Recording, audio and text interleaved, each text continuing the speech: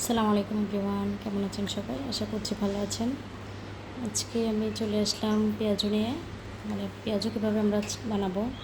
পেঁয়াজু তো আমরা সবাই বানাতে পারি, বাট একটু স্পেশাল করে কীভাবে বানাবো সেটাই আজকে আমি আপনাদেরকে দেখাবো, আমি যেভাবে করি। তো আমি এখানে ডাল নিয়ে নিচ্ছি, ডালের ডাবল কিন্তু পেঁয়াজ নিয়ে নিচ্ছি। পেঁয়াজটা একটু বেশি করে নেবেন, তাহলে পেঁয়াজুটা মজা হয় বেশি। এরপরে ধনিয়া পাতা একদম কুচি কুচি করে কেটে নিয়েছি।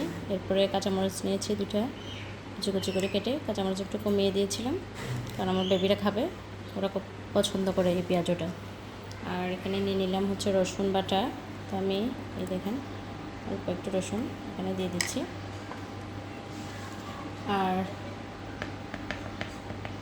দিয়ে দিব হচ্ছে হলুদ গুঁড়া, এই যে হলুদটা লবণের করে দিয়ে দিলাম। আর পরিমাণ মতো লবণ,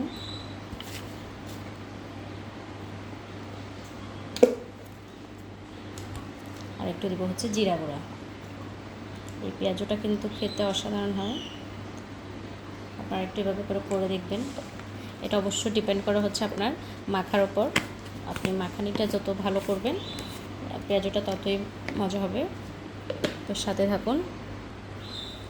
পর্যায়ে এই পেঁয়াজ দিয়ে মশলাগুলোকে ভালো করে মাখিয়ে নিতে হবে। পেঁয়াজগুলোকে একদম নরম করে ফেলতে হবে, মাখিয়ে। কাঁচামরিচ সহ ঝালটা আপনারা একটু বাড়িয়েও দিতে পারেন। আমার যেহেতু বেবিরা খাবে সেহেতু আমি ঝাল একটু কমিয়ে দিলাম, কাঁচামরিচ একটু কম দিলাম। দেখেন এই মাখাটা পেঁয়াজটা যত নরম করে মাখতে পারবেন পেঁয়াজটা ততই টেস্ট হবে, স্মেলটা এত ভালো আসে কী বলবো।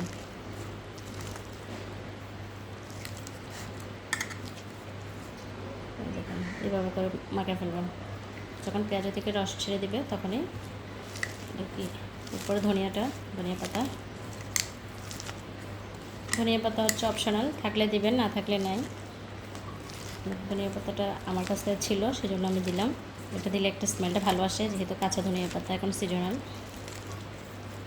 তো দেখেন আমি মাখাই ফেলছি কিন্তু খুব ভালোভাবে। আর রসুনটা কিন্তু ডালের সাথেই মাখাবো।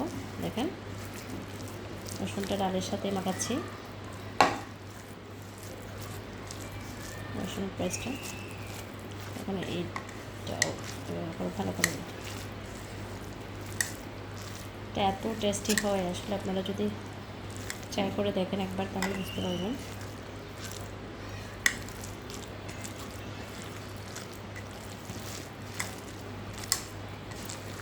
এটা সুগন্ধে পুরা রুম মোমো করতেছে। আসলে পেঁয়াজটা যখন এই মশলার সাথে মাখাই তখন এই সুগন্ধটা বের হয়, যে সব মিলে ধনিয়া পাতা সহ। এবার জাস্ট এভাবে করে আমি তেলে ছেড়ে দিব, এভাবে করে তেলের কড়াইটা নিয়ে নিলাম। পরিমাণ মতো তেল দিয়ে দিব, সয়াবিন তেলটাই দিচ্ছি।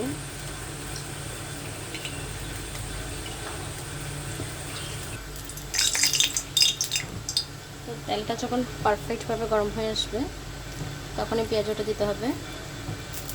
আর পেঁয়াজটা দেওয়ার তেল যখন গরম হয়ে যাবে তখন চুলাটা কমিয়ে দিবেন,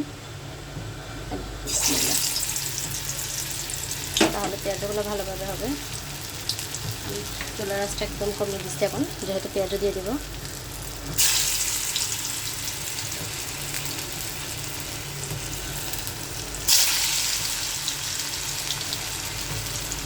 দেখুন এভাবে গোল করে জাস্ট চোখটা করে দিলে হবে।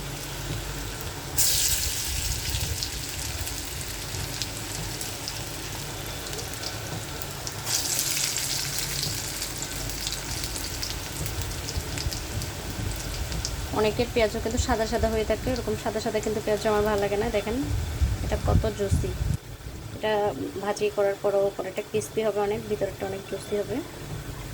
আপনারা খেলে বুঝতে পারবেন। এভাবে যদি একবার বানিয়ে খান তাহলে এটার ফ্যান হয়ে যাবেন।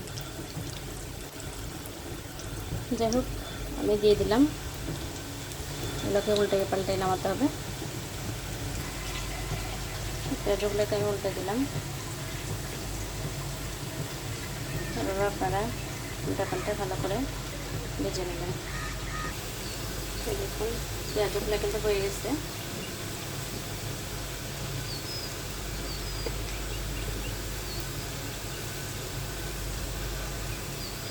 আর বেশি লাল করবো না, দেখাচ্ছে আপনাদের পেটটা দেখেন। এভাবে ভেজে আপনারা নিয়ে নেবেন। পেটে নিয়ে নিচ্ছি।